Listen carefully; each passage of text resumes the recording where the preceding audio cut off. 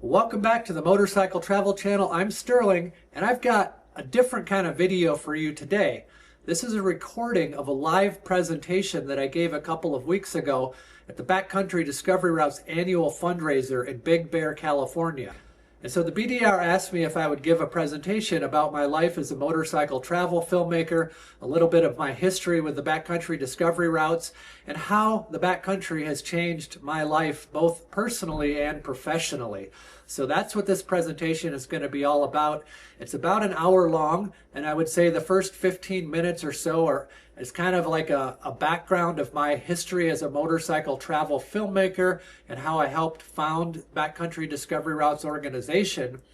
But the real meat and potatoes of this presentation, and the part that you're going to like the best, is when I dive into the clips of my motorcycle travels over the years. I've put together kind of a highlights reel, sort of a best of my adventures in the backcountry on a motorcycle. And these include everything from the emotional experiences that I encounter along the way, the joy, the terror, the fun, the adventure, camping, riding, cooking, people that I meet along the way. So just kind of consider this a greatest hits of adventure motorcycling in the backcountry.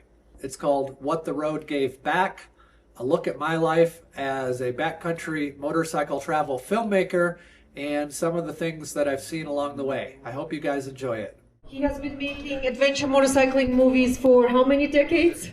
Since 1998. Since 1998, and Sterling lived in Seattle where BDR was headquartered. Now he's in Arizona, but BDR would not be what it is today without the incredible creativity and storytelling that Sterling brings to our organization.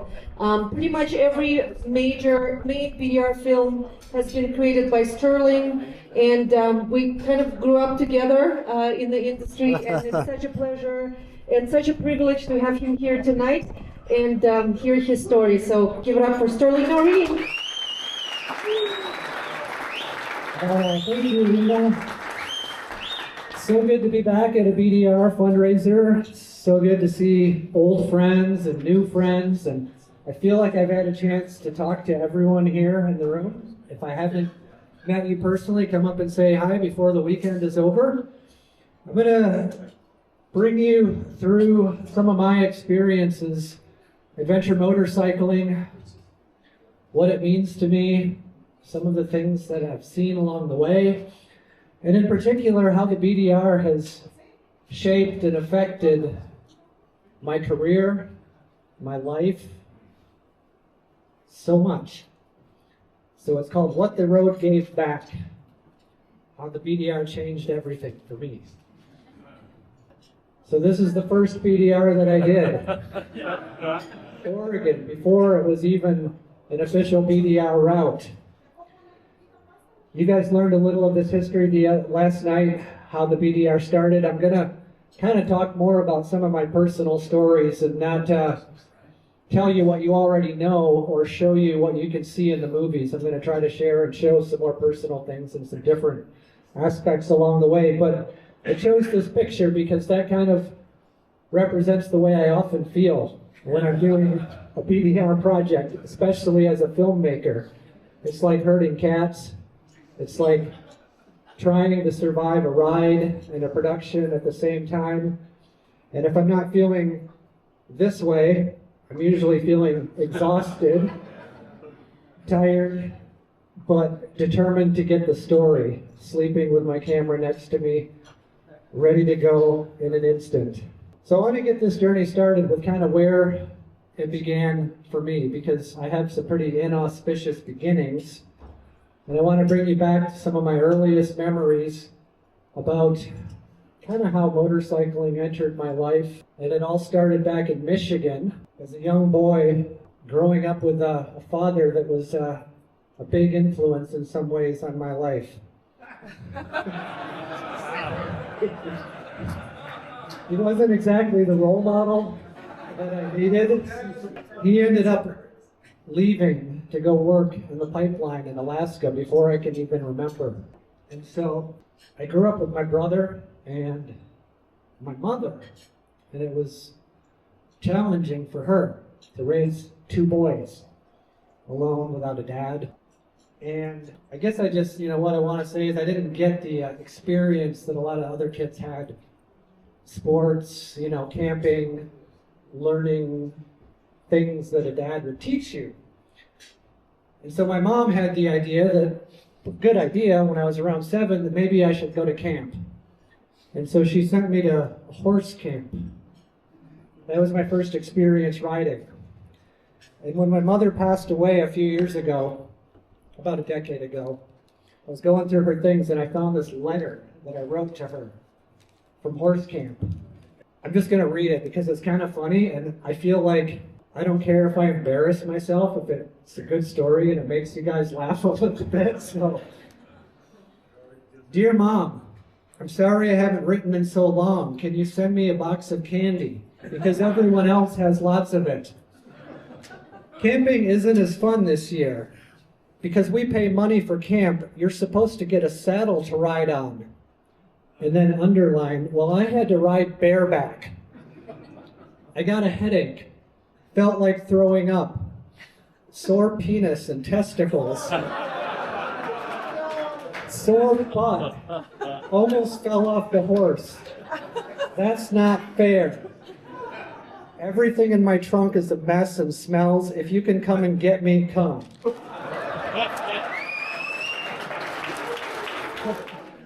For a guy that loves to ride and camp, not a very auspicious beginning, not a very good start.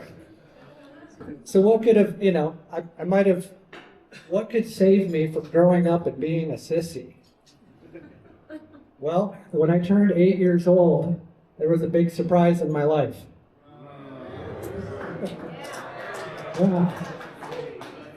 A Honda 50, that's me and my brother.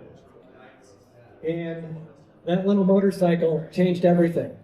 I started riding around in the woods of West Michigan and the blueberry farms and the trails.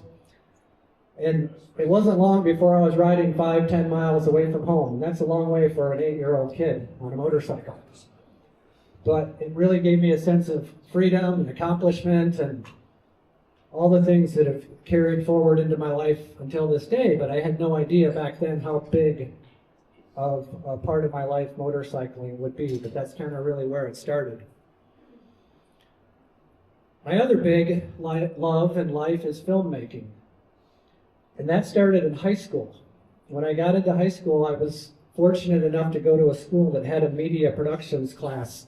And this was in the mid-1980s, the MTV generation. We had cameras and editing equipment, and we made a cable news show, and I just dove right into it, and I fell in love with the production, the editing, the storytelling. And I was just kind of like at that point where I was thinking about going to college, and I kind of knew that I wanted to do something like that. But the thing that I really wanted to do in that industry, I saw this comic book, and it was Greenpeace, the environmental organization. They were out saving the planet, filming their exploits, stopping the destruction of nature. But the thing that captured me about this image was there's this guy in the front of the boat with a video camera. And I thought, that's what I want to do. I want that job. I want to work for Greenpeace. And so I sent him my resume, which was, I graduated from high school and I know how to film things. And it's, needless to say, it didn't go very far. But I did get a job. My first job after college, on a boat with a video camera. I was filming fishing shows for professional bass fishermen in Michigan. And it wasn't exactly what I dreamed of, but it was the first of many times in my life that I've learned that if you dare to pursue your dreams and take action, the universe will give you what you want, but it quite often doesn't come in the package that you wanted it. I worked for a couple years doing that job, and it actually taught me a lot. It taught me how to get up early and film at sunrise, how to film in the outdoors, how to take footage and bring it back into the edit room and turn it into a story and then get it on the screen. And I was essentially learning how to be a one-man band and take a project from beginning to end as the filmmaker, the editor, the cameraman, all of that. I wasn't on the screen, I wasn't in front of the camera, but I was paying my dues and learning the trade. So after a couple of years of doing this, I thought I was ready to work for National Geographic. So I sent them a letter. And it didn't go where I wanted it to, but I was bold. I didn't want to take no for an answer. I didn't wait for permission. I just decided if there was something I wanted to do, I was going to go for it. I left Michigan, I moved to Seattle, Washington, and I got back into motorcycling. When I got my first job in Seattle, got my first paycheck, I went out and bought my first motorcycle as an adult. A 1972 BMW R50/5. And I really got into motorcycle touring around the Northwest. Would go out for days and then weeks, and then learning how to camp off the bike. And it really brought back that love of motorcycle travel that I had as a kid. And I also bought my first video camera. And that really kind of was the first time in my life that I was developing not just the skills to do filmmaking, but actually have the resources and the equipment myself. And I wasn't dependent on a television station or a production house or a college. I could actually go out and film my own adventures. In 1998, I bought my first GS motorcycle. That was the year they came out with the F650 Funduro, the first chain drive motorcycle. It was more affordable than a shaft drive. I didn't have a lot of money. I was starting to plateau on my road riding. I liked the outdoors, and I thought this is going to be a perfect match. I'll buy this motorcycle and be able to travel off-road. Well, long story short, I had the camera, I had the motorcycle, I had some skills, but this was 1998. What was I going to do for the next 12 years before the BDR came into existence? I needed to find a way to get out there and do motorcycle filmmaking, and there wasn't anything like that happening at the time. You know, I grew up in a world where if you were into surfing or skateboarding, you could go to Blockbuster Video and you could rent videos by Warren Miller or the skateboarders. Well, where were the videos about motorcycle travel? Where were the videos about, I don't even want to say adventure motorcycling because that wasn't even a term. But I wanted to tell the stories and create the media and the films for what I thought was just as cool as skateboarding or skiing or surfing. And so I reached out to a local guy in Seattle named Helge Pedersen, who is kind of an icon in this industry. You might not know of him anymore, but he was a Norwegian that spent 10 years traveling around the world on a BMW from 1982 to 1992. And he published a book called 10 Years on Two Wheels. And I saw a slideshow in Seattle, and afterwards I went up and approached him and said, hey, I'm a filmmaker, I have a BMW motorcycle, could we work on something together? Long story short, we struck up a friendship, and we did some small projects together, and then in 2000 he formed a company called Globe Riders, where he started leading people around the world on mega tours, 30, 40, 50, 60 days. And he invited me to come along and film these trips because he needed marketing for his touring company. And so we went to Iceland in 2001. That was my first feature-length motorcycle film. There were just 3 of us on this trip. We spent 30 days, rode 3,000 miles around Iceland, came home, put together a movie, put it out on DVD. Touratech started distributing it. And then over the course of the next 10 years, I would continue to travel with Helge every year or two to a different part of the world and film different motorcycle adventures. This was the world tour.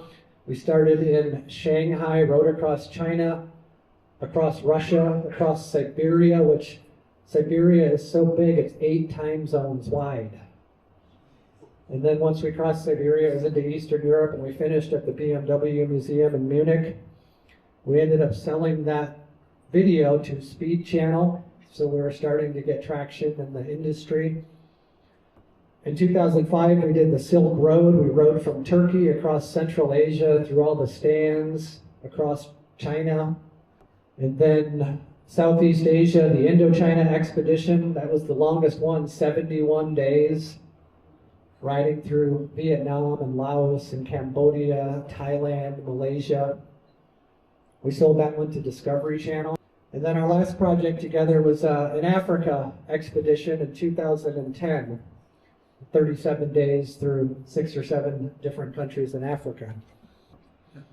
So 2009, I was kind of at this point in my career with Globe Riders where, you know, those were guided tours, they were supported, they were hotels, they were definitely adventure tours. You can't ride across continents without it being an adventure, but they were supported, we were taken care of and sleeping in good hotels, and I kind of had this urge to take off on my own and see what I could do on my own without support. And I was really inspired at that time by a couple of things that I saw on television. One of them was the show Survivorman, Les Stroud from Canada. And then also the story about Dick Proenneke and his life in Alaska, documenting himself, building a log cabin, living off the land. And so with both of those kind of role models in mind, I decided to go out and film my own motorcycle adventure and try to capture the reality of being a solo rider on the road. I didn't have a lot of resources to ship a bike around the world, and so I decided I would go to Mexico. I'd heard cool things about riding south of the border, and so I just decided I was going to go make a movie on my own for the first time. I wouldn't be behind the camera, I'd be in front of it. That was also a challenge because that meant that I had to carry the story. There was no one else to do that. So this is my bike, the Funduro, with all the gear I was carrying. Everything was still on videotape. I had a whole case of videotapes and a VCR. No helmet camera, no drone. Did everything the old-fashioned way. Had to set the tripod up on the side of the road, ride past it, go back, pick it up. And I did that for 50 days.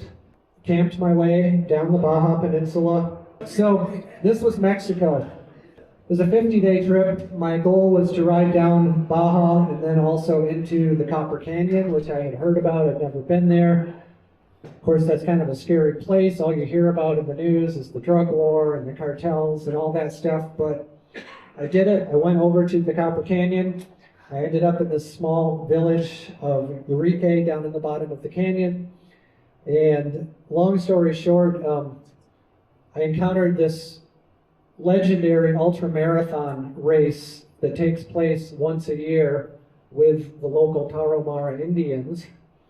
And I just happened to be there when that race was taking place, met the race director, interviewed him, and that was the conclusion of my riding solo project in Mexico.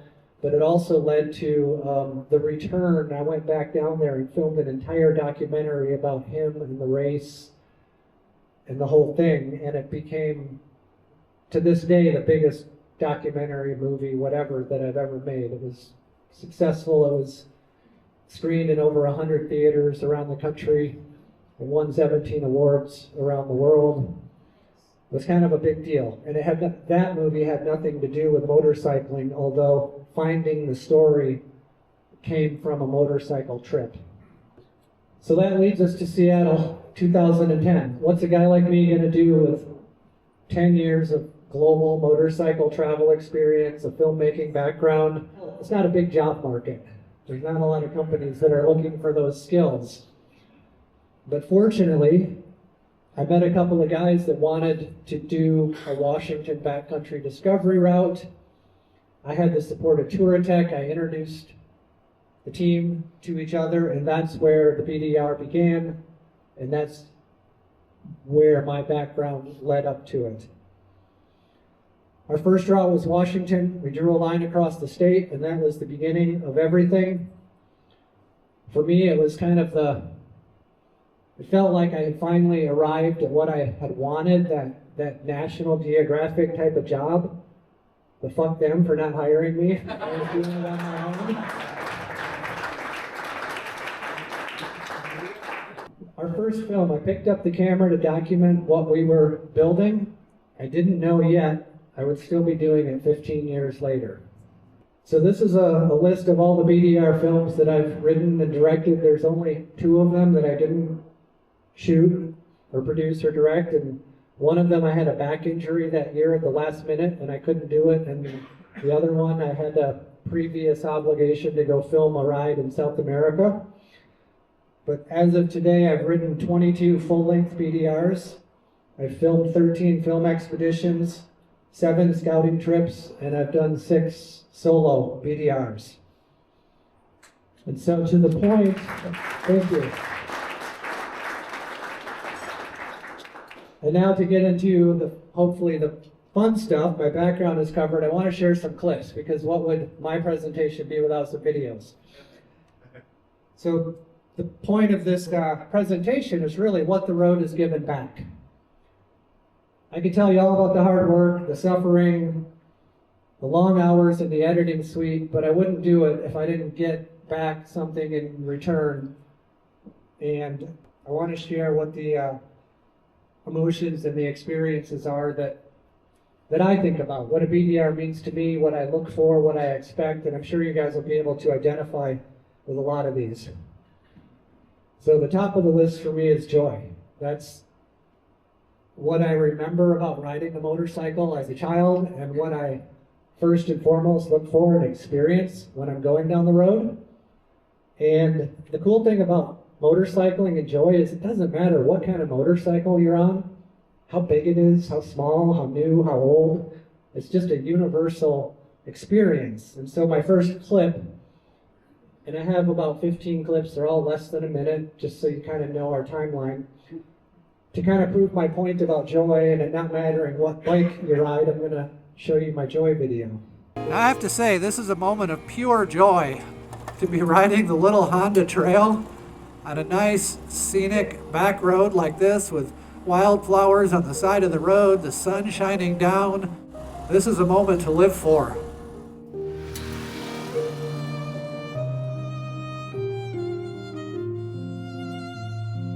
What a spectacular morning to be on the road here in northern Arizona, riding through these fields of wildflowers. I feel like there is absolutely nothing else in the world that I need to be in the flow state, content, relaxed, alive, rejuvenated. That is exactly how I feel right now.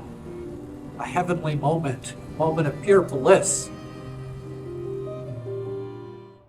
That's the joy. We know there's other experiences as well. So a lot of these videos are on actual BDR routes, and if they're not, they're in the backcountry on roads that would be very similar to BDR routes. So what would be a good contrast to the experience of joy?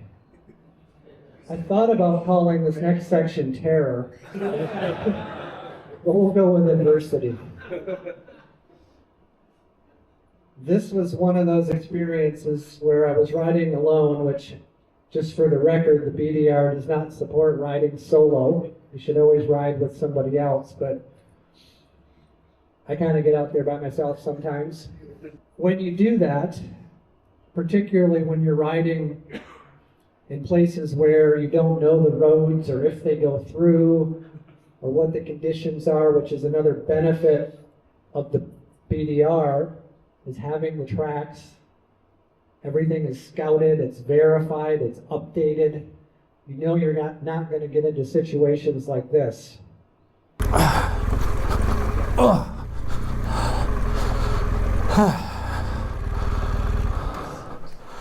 Oh shit. This road that I was planning on taking out of here is closed. It is going to be a mother getting back up to the top of that hill. I don't feel really confident. I'm pretty nervous about it, but I am going to give it a try. Okay, this is steep and loose.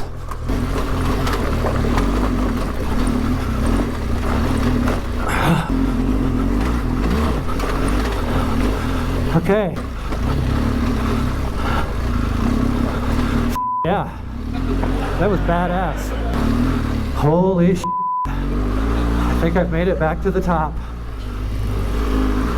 Hallelujah. That was hell. That was really scary, and it took all of my nerve, all of my courage, all of my good riding skills to get back up that mountain. And I had no choice. I had no choice. Just turn around and ride it back out. I got myself into it. I had to get myself out of it, and that's just what I did. Truly scary to get yourself into those kind of situations. But sometimes you just don't have a choice. You went down that hill, you've got to go back up. So think about that if you're ever out riding by yourself and you start going down something really difficult. You might think the road goes through, but just be prepared if it doesn't. That was in Colorado, up by Ptarmigan Pass, which we'll return to in a little bit, and you'll see the evening before. So peace, that's another thing that I look for, another emotion, and I just wanted to share a simple scene here about motorcycle camping down in Arizona.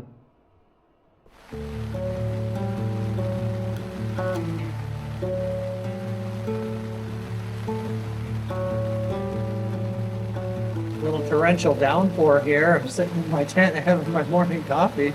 Oh. Wow. That was heavy for a few minutes there. Whew. The desert.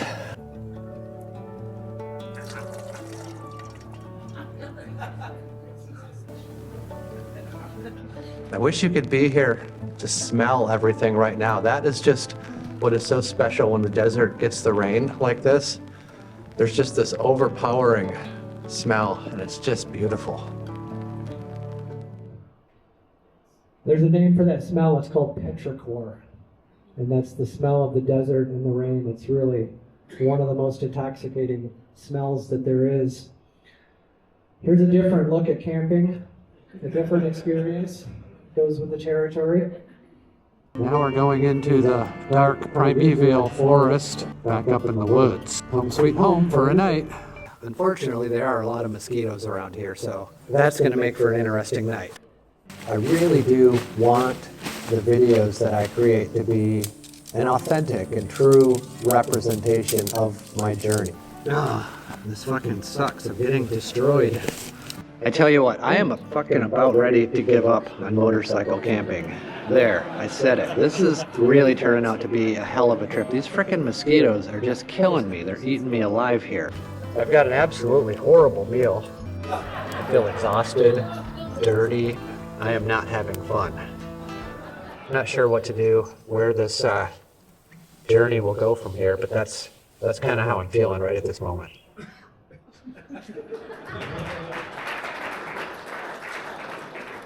You know, I just try to show it how it is. It's not always pretty, and I think people need to know that, and I think people that get it, they understand it, they appreciate it, we want to see what it's really like. Well, that leads me to discomfort, and I guess on one of my nights I had some thoughts about discomfort, and that's what I'm going to share here. If you're going to play this game of adventure motorcycling and really get into it and really do it, you got to learn how to suffer. There's just going to be times where it's uncomfortable and you just have to deal with it. Whether you get aches and pains in your body from riding all day, or the weather is cold, or the weather is hot, or you're just in uncomfortable situations, you know, the comfort factor in riding is not always the same as it is traveling in a protected, enclosed vehicle like a car or an RV or something. You know, I've been living off the bike for 10 days, and I gotta admit, you know, I'm probably a little grubby. I wonder when I walk into a restaurant for lunch what the other people might think sometimes, but you know, you just gotta embrace it. You gotta embrace that smoke in your clothes and dirty clothes. Tomorrow's laundry day. I'm definitely feeling kind of grubby. And you just got to grin and embrace it. That's part of the experience, you know, living like this, doing a big trip like this. You guys can identify with that, right? So the flip side is comfort. And along the way, I have embraced comfort. And I don't know if it's because I've gotten older or I've gotten wiser or what, but I do also try to be as comfortable as I can and minimize the discomfort when I'm riding. I appreciate a certain amount of discomfort and adversity, but I try to find the right balance that works for me. And you can certainly go overboard. There's any number of gadgets and gizmos and gear that promise you comfort and convenience on the road, but I try to find the balance, and this is kind of a window into a comfortable motorcycle experience, let's say. I brought the fixings to make a cocktail. I've got ice in my hydro flask and a pint of rum and some fresh mint and some seltzer water. So I'm going to sit down and make a really good mojito. That is so delicious. You know, I've come to the opinion after doing this adventure motorcycle thing for 24 years now that there is nothing wrong with wanting to be comfortable. If you're a little bit creative and innovative and willing to put in a little bit of extra work, that you can really, as I call it, elevate your motorcycle camping experience. So that's what I'm trying to do on this trip, is have a good time, have a good ride, but also get out to places like this and actually be able to spend the night out here so that I can experience this place more fully and see the sun go down and see the sun come up. And why shouldn't I eat and drink as good as I do when I'm at home just because I'm on a motorcycle? In fact, I think I can. So that was in the Black Rock Desert in Nevada. Very similar terrain to the Steens area of southeast Oregon, where we have a Steens BDRX. So if you're interested in experiencing that kind of a landscape, look into that BDRX route. One of the biggest questions I always get asked is, how do you deal with wild animals? Bears, mountain lions, things like that. And to be honest, I've never had any encounters or experiences yet with any threatening wildlife, but I've certainly thought about it, and particularly bears. When you're camping in grizzly bear country, it's a thought, and I've camped alone. This is my thoughts on bear safety one night when I was camping on the waters of Lake Koocanuska, which the Montana BDR goes by. You could probably camp at this exact same spot. Anyways, I was out there by myself, and I knew it was bear country, and I knew I had to be prepared, and this is what I did. So there's my hammock. That's where I'll be sleeping tonight. And over here is where I hung my food in a tree. Not to say a bear couldn't get at it, but hopefully if he does try to get at it, I'll hear him. And then my bike is up here. I'm not trying to be paranoid, I just want to be safe and be prepared, because that's what it's all about when you're out here in the wilderness. And so I've got my bike all set up should I need to get on it in the middle of the night. It's pointed in the right direction. I've got my food hanging up in the tree over there. I'm camped down here on my hammock. And so if I hear a creature in the middle of the night rooting around in my food, I can get up to the bike here pretty quickly, turn on the engine, and that alone I would think would scare something off. But if it doesn't and I see him coming towards me, then it's a race. I just go that way and see what happens. So that was my theory, was have your bike pointed in the right direction and make sure it's ready to go.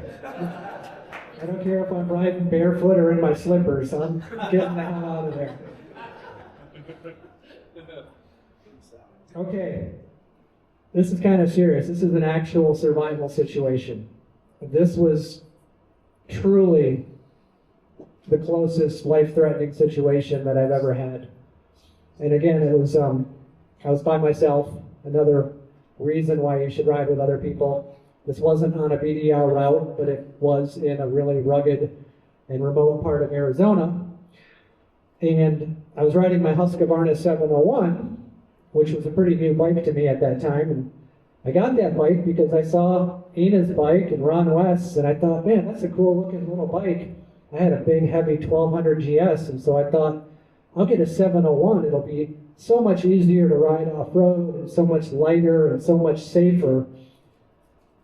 But I didn't realize that that comes with a price, because the GS kind of has a built-in safety factor. When the road starts to get difficult, you stop or you turn around.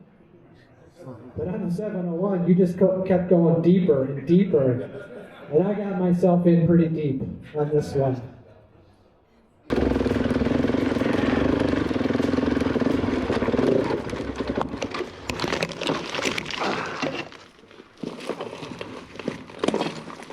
I would not take my 1200 up this hill. This is way too steep and loose. I've got limited water with me, keeping an eye on that and just my overall strength, trying to take frequent breaks, not overheat. But this is a bitch. This is a real bitch, and I gotta keep going.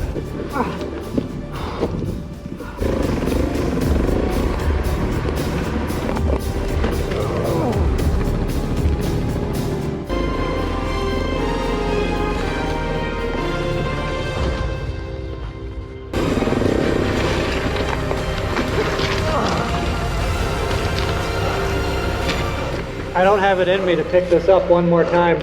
I'm gonna walk out. I can't believe that I rode that motorcycle up this road. I got this bike because it's lighter and smaller than my 1200 GS, and so I thought it would be easier to do the challenging roads, even for my smaller bike. I don't think that's the kind of road that anyone would really want to be ripping around on. I'm laying down. I'm at some kind of a spring here. It doesn't look like much, but it's water. I found this Spam can, and I'm gonna build a little fire and I'm gonna boil some water so that it will purify it. I don't feel like I should be out here by myself. So that's kind of why I'm recording this for you guys, to give you my hard-earned wisdom here. Wow, what an ordeal. I feel like I've been from Eden to hell and back, all in the space of 24 hours. So I got out of there. I called Eva. She came and helped me the next day. We got my bike out and made it home. But it was so intense, the dehydration that I had experienced, that my blood coagulated because of the lack of water. And 4 days later, I had a blood clot that went to my brain. And I collapsed. I was airlifted to Phoenix. I was put in the hospital. I woke up in the Barrow Neurological Institute, and I spent a week in the hospital before I was released, all because of severe dehydration.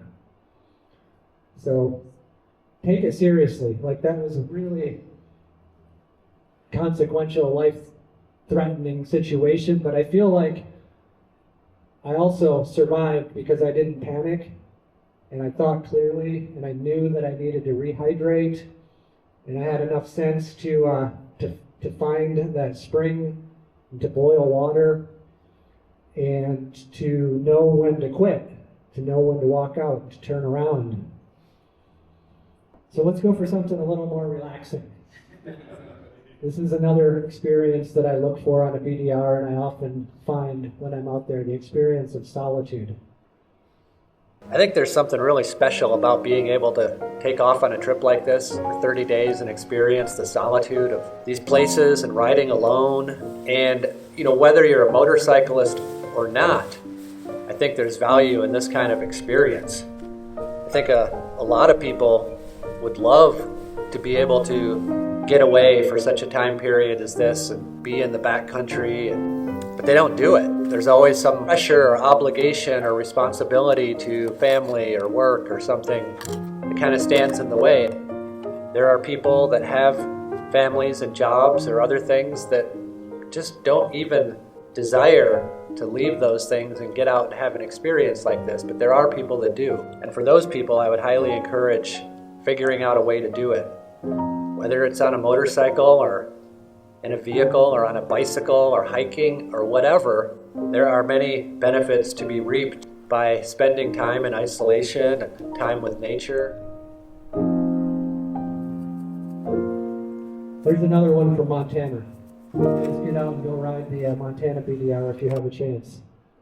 It's a really beautiful country up there. So, to contrast the solitude, let's talk about some of the people that you meet, because when you're out riding a BDR, people are going to really affect your experience, whether that's your companions that you're riding with or the people that you meet along the way.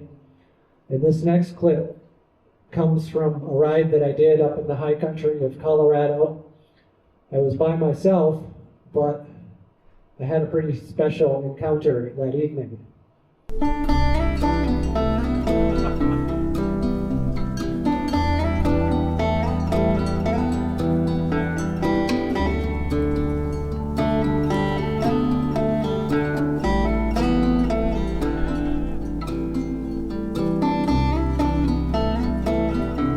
I'm up here at the top of Ptarmigan Pass. I found a perfect place to camp, and there's over 2,000 sheep, and the sheepherder that's taking care of them up here. So amazing. This is like such an ancient human ritual here. It's increasingly hard to find a scene like this in the modern world in the United States, and it's really cool to be up here right now, knowing that this is where I'm going to spend the night with all these sheep running around and the dogs and the horses and the sheepherder.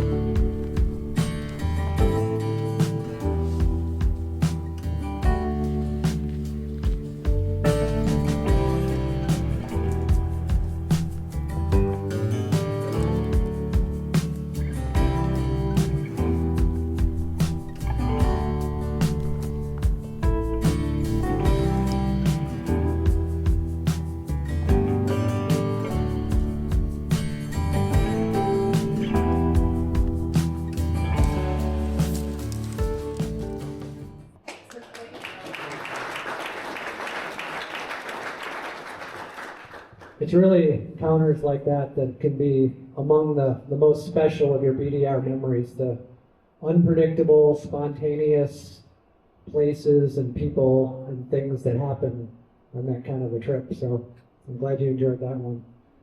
Self-sufficiency is a big part of your ride, and being prepared for the unexpected, kind of knowing what to expect. I don't exactly remember what clip I put here for, oh yeah, I do. This was my first riding solo series on my YouTube channel, something that happened while I was riding in Colorado backcountry.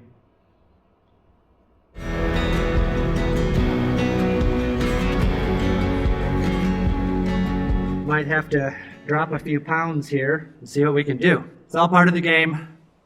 Not hurt, everything's good. Time to get to work.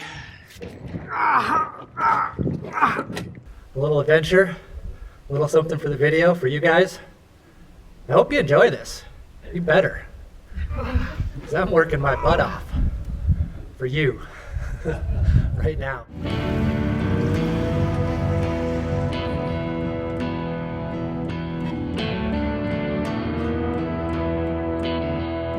Well, here we go. Everything is on the ground in a big pile of shit. Looks like I'm having a yard sale on the side of the road. Let's get it packed up here.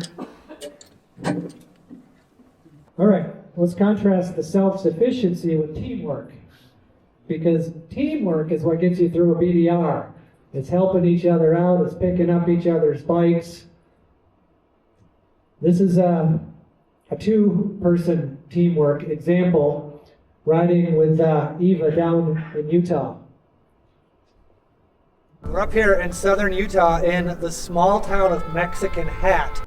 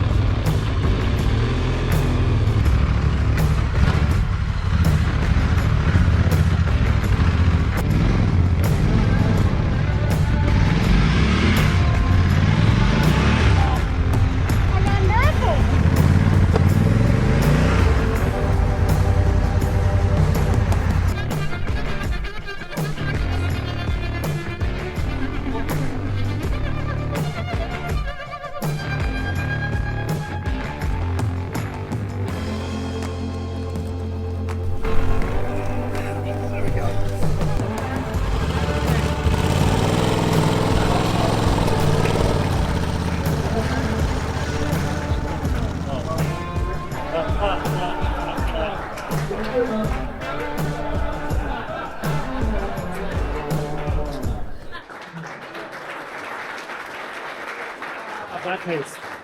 Doing the right thing.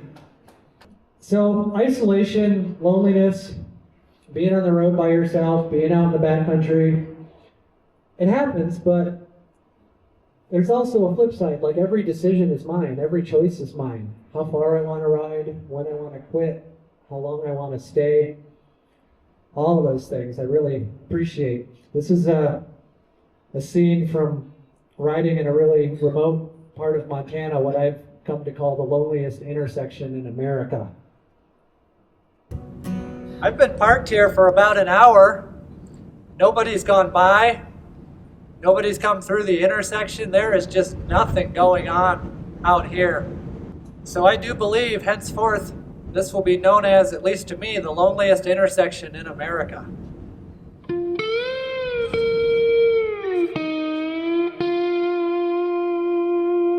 There was just nothing out there. There was no traffic. The whole time that I was there, relaxing and filming some stuff, not a single vehicle came by. And it was about 40-some miles back to the interstate from that intersection. That's the isolation, but the flip side of that would be the sense of freedom that you get when you're out there. And that freedom can be pretty wild. It can go to your head, especially on a long trip, day after week after week. But it's also kind of priceless because it's something we don't really get to experience too often in our ordinary lives.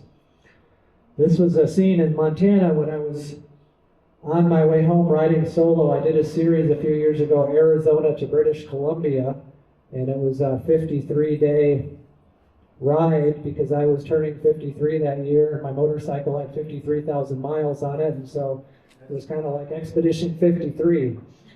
Well, this was probably about day 50, after being alone in my head, in my helmet, with no one to talk to except for myself and my audience. I feel free. Perhaps more free than I've ever felt on this journey or in my life. And I don't know if it's taken me 53 days to get to this place or 53 years. This place of freedom, this kind of freedom that comes from wandering by motorcycle for almost 2 months, all alone, a solitary rider across vast open spaces and sleeping in fields and forests, camping and cooking by myself, breaking free from everyday worlds and concerns of work and the world.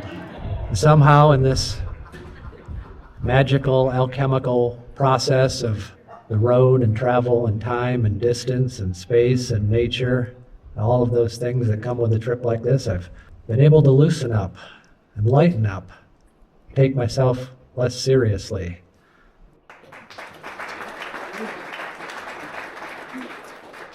So, along the way, on a trip like that, I embrace opportunities to let go of my ego, let go of my identity, explore new creative pathways, just see what the road presents.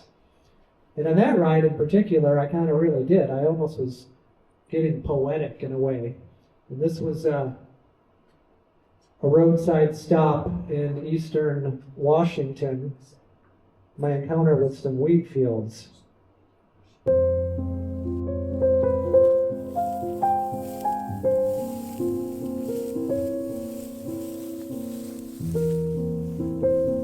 I'm standing in a wheat field. I wanted to experience this wheat field in a different way, other than passively as an observer. So I decided to go walk in this wheat field, and it's kind of peaceful. I really like the way the wheat sounds as it blows in the wind and the undulations of the air rippling across its surface. Van Gogh did a lot with wheat. Why can't I? I don't know how these wheat farmers avoid going insane with so much beauty around them. Do they ever just stop their tractors and gaze in awe at their wheat fields? I know I would. Coming to the end here, this one is kind of a moment of finding myself on the road and kind of what it all hopefully culminates in. And you take all those experiences together, the tragedies, the triumphs, the beautiful moments, the difficult moments, the challenges, and hopefully they just lead up to something memorable, and you can come home a different person or a better person, better able to inhabit the normal world that you live in.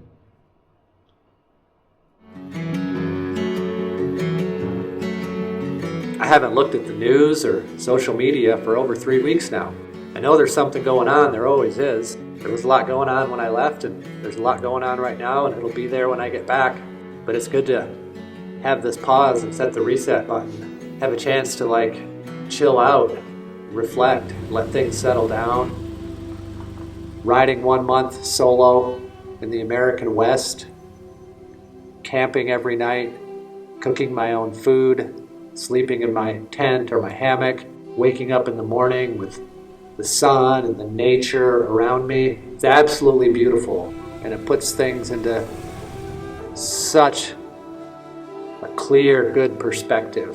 And I'm not saying that those problems with what's going on in the world around me don't exist, because they absolutely do. But I just feel like I can meet them from a much more centered place when I'm coming from a centered place, which is where I'm coming from on a trip like this. So that's what it kind of comes down to for me. Why I like to get out there, do these kind of things. Every mile that I've done has really changed how I see this country. The Backcountry Discovery Routes, being involved in the filmmaking and the scouting and the riding them, has given me an entirely different perspective on our country, on the landscape, on the management of it, and what an incredible resource that we have access to in this country. It's not like anything else in the world. And it really needs to be protected, and it needs to be utilized. And it's up to you guys to go out there and take advantage of what's out there and find your own adventures and your own experiences like the ones that I'm sharing with you tonight. And so it really gave me the experience of, I think going back to that childhood letter and not being able to survive in camp and complaining and whining. And I just feel like, I've come a long ways since then through motorcycling and through backcountry discovery routes and nature and adversity and challenge. And it's shaped my life, and it can shape anyone's life. It can shape yours, or you can help a young person shape their life as well.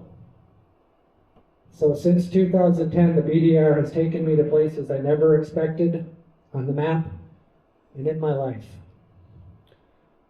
I never would have imagined in 2014, when we rode the Arizona BDR, that I would end up moving to the town that we started in, Bisbee, Arizona.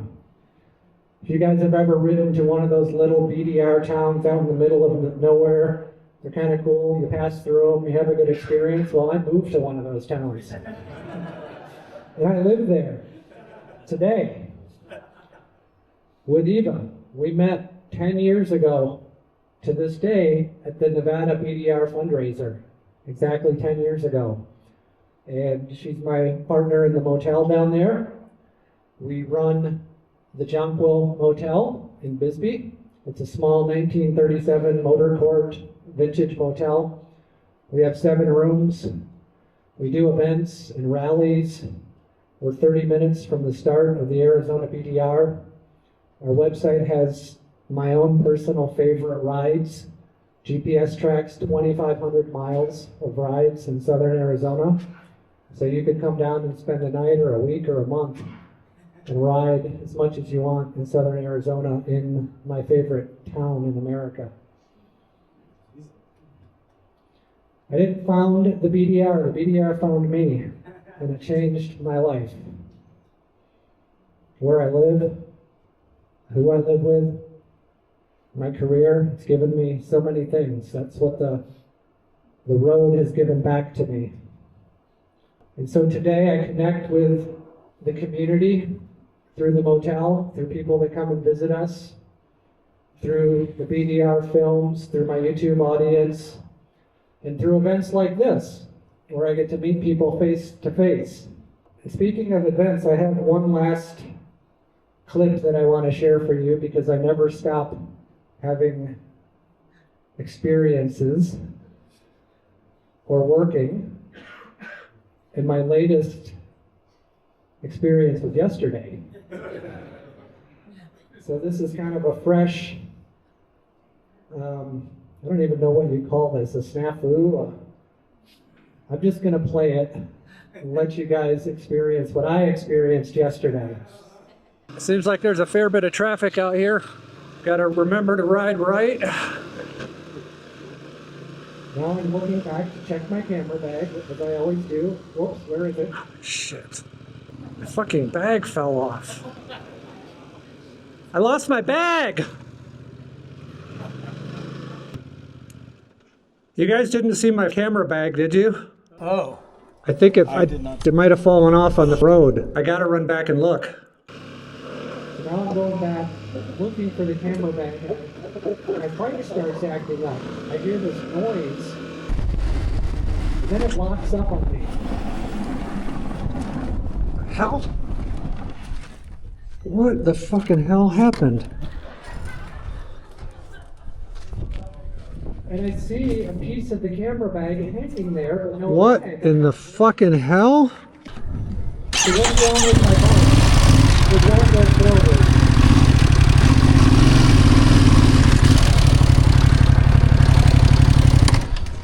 Oh my fucking god. My entire camera bag got up inside the bike. Holy shit, I have never seen anything like this happen before. Oh, Jesus. How the hell? How the hell? I couldn't get it out. I had to wheel the bike backwards. I pulled out my camera bag. Well, I guess this camera bag is kind of fucking destroyed. Look at that. Drone is broken. I think there might be some pieces missing. My God, I imagine my bag must have just fallen off and stuff was just coming out of it left and right just for the next quarter mile or so. I'm riding up here and I'm finding them one after another. I found like 7 different things and a Jeep flags me down and this guy says, "Is there anything you're looking for in particular?" And I say, "Yeah, a lens and a microphone." And he says, "I put them over here on the rock." Wow, that's amazing. Yeah. Appreciate that, you guys. You guys have a great time. Thanks a lot, okay? Bye-bye. That was literally the worst gear failure I've had in my entire career. I've broken a little bit here and there, lost a lens cap or this or that. But to have such a comprehensive, elaborate destruction of gear in a single swoop, never done that before. So your story is out there. That's my story. Those are my experiences. Everyone in this room has a version of that story, or you're going to go find it. A BDR trip is more than just a motorcycle journey. It's a significant undertaking with enormous potential for adventure, for growth, and for the kind of personal transformation that changes where you live, who you love, and what you do with your life.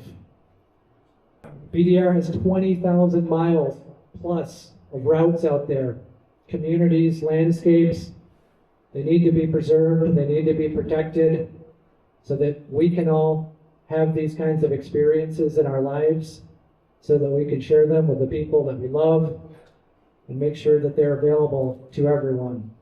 Your support helps us create new routes, helps us preserve the ones that we have already. We educate people on how to be good stewards of the backcountry. We've heard about the economic impact that we make in rural communities. And my part of this story is to be the inspire part, the films, the stories.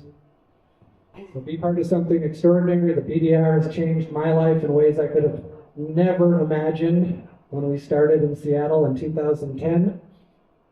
And tonight your help can make sure that we keep those roads open and that everyone else can go out and have the same opportunity for discovery that I've had. So thanks for riding with me.